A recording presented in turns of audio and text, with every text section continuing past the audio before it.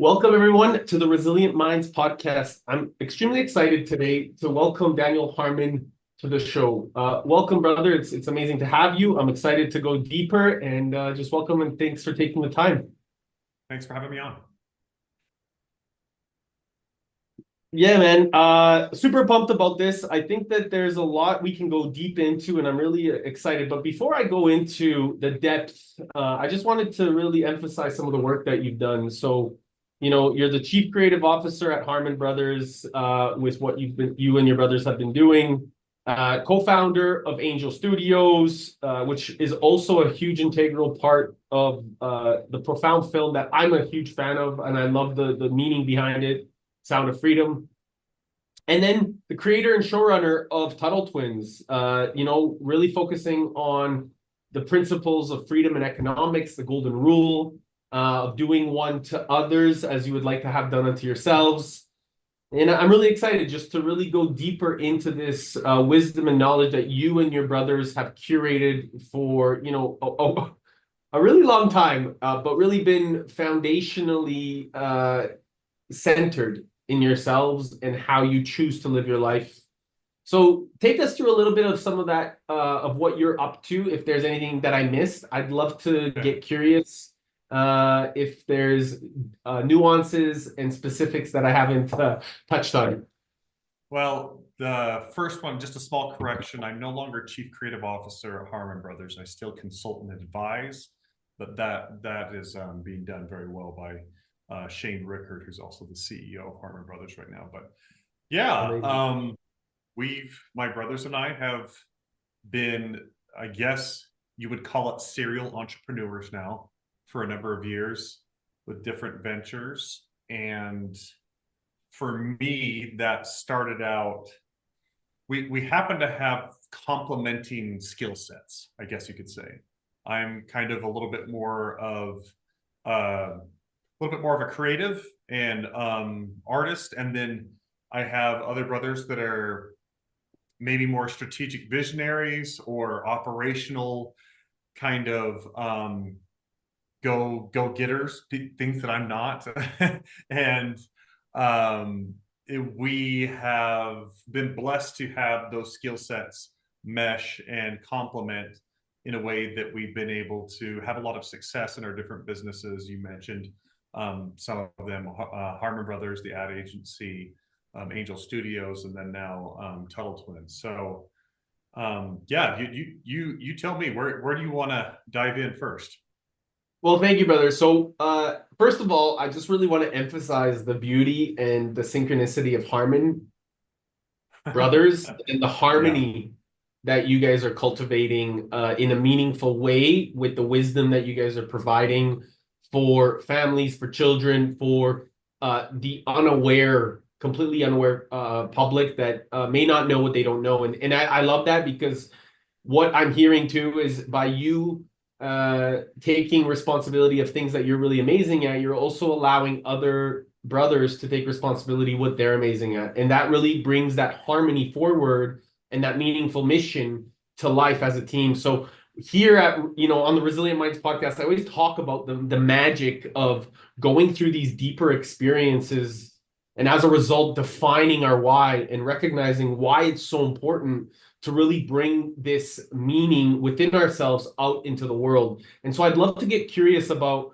why, what experiences have you and your brothers have cultivated to really say, you know what, I'm going to put my stake in the ground and we're going to speak up and we're going to express fully and we're going to step up Yeah. as a team to do it as a family. So I'd really love to get curious there first, if that's okay.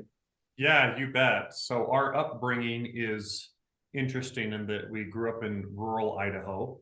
We're farmers by, I guess, by trade to start out. And so we learned to work hard on potato farm, wheat farm, beet farms, different things like that. And and so a lot of our upbringing was about hard work and then also about freedom. We had parents that really instilled in us these ideas and principles of freedom. And when you live in Idaho and your closest neighbor is a quarter mile away, and you can you get a real sense of what freedom looks like in your natural environment. And we were also raised in a family of entrepreneurship. So my dad struggled to kind of keep a career going. We were always kind of struggling financially. And so my mom and dad together did a lot of entrepreneurship ventures, always trying to find a way to kind of come out on top when the sort of standard 9 to 5 job didn't really work out for my dad. And so those principles of, I think, freedom and of entrepreneurship sunk deep into our hearts. And that's kind of what we've sort of carried forward with the different ventures that we've approached. And in the case of, let's say, for example, Angel Studios. Angel Studios originally started with VidAngel, right? VidAngel was a filtering service, I should say still is, but is a filtering service that allows you to skip over objectionable content in your movies or your TV shows. So you can, say, oh, I don't want to hear the F-bomb, or I don't want to see someone's head get taken off, or I don't want to see a sex scene, especially, while you're with your kids. And you could sort of tailor your viewing experience. And it's an advanced remote. But essentially, that was something we wanted for our own kids. We were creating that really first and foremost because we wanted to be able to watch really great stories. That was really important to us. We've always loved movies and really great storytelling. But it's so often that you sit down to watch something and it has that one scene in it, or it has that really objectionable moment, or something that's really offensive. But we wanted to share those things with our kids. And so that's why we created the platform VidAngel. And it was later on that we kind of got into the idea of creating our own content. My brother Neil had always thought, okay, if we have enough of an audience here that's there to filter content that's being put out by Hollywood, we could eventually create our own content and show that to the audience. And he wanted to prove out that we could do that in a way that they would choose to watch the content we would put out in the same way that they would choose to watch anything else coming from Hollywood. And eventually that led to Dry Bar Comedy, which a lot of people are familiar with. It does over 1 billion views a year.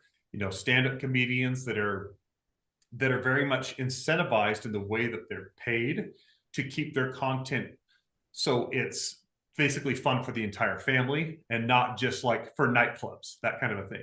And so Dry Bar Comedy has been a huge success. And then later on, the Chosen, right? The Chosen was launched on the VidAngel platform, and later ended up becoming Angel Studios. And that was a phenomenal success, the top crowdfunded TV show of all time. I believe it has over 100 million people that have watched the show. And it was something that was really important to us. Again, most of the things that we've approached in entrepreneurship have been solving problems for us fundamentally. And it turns out that also solves problems for a lot of other people. So anyway, yeah, any follow-up questions you have to that? Yeah, I'm really loving the fact that you guys are curious enough about yourselves. And when did that shift happen that you recognized, okay, because what I'm hearing again, brother, is that, you have 6 brothers, 3 sisters, really focusing on the fundamentals of bringing together the family, from paying attention to your parents, listening to their curiosity and willingness to take action, which is fundamentally the integration of true economics, or Austrian economics, not this traditional version of economics. But what I'm hearing is that you observed by learning from your parents, or learned by observing your parents. Yes. And I'm hearing also that you did that with your brothers. So, and sisters, I'm certainly so now that you've taken this learning, because I really believe that as children, we learn so much more by observing than by anything that anybody tells us. And I still consider myself a child, by the way, a big kid. That's great. So, Me too. yeah. So As you can tell by the Legos in the background. Yes, yes, I love it. Yeah. So this is like it's interesting because as kids, as big kids, we're playing a bigger game. Yeah, That's all, right? And so yeah, now what I'm hearing is by you creating for yourself and then thinking about your children and what their needs are, you're actually cultivating you and your brothers are cultivating uh for the future generations. So I just wanted to go back to Angel Studios and how now, before we get into Tuttle Twins, I wanted to understand why it was so meaningful in terms of doing that funding for yourselves with crowdfunding and getting that support of the community rather than just doing the traditional way of kind of getting a film funded through Hollywood. Why was this kind of a unique approach? And because it was an extremely successful approach. So I'm just curious how yeah. and why. Traditionally, Hollywood is very top down, right?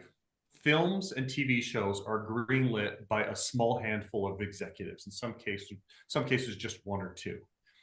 We felt like that model was kind of broken because Hollywood lives in a little bit of a bubble, and they have a certain culture over there, and that culture doesn't always represent the rest of the world, and especially not a lot of Middle America is what I would say, and that's obviously our primary audience. But even a lot of the values of the rest of the world were not being represented in the choices of the kinds of films and TV shows that were being produced.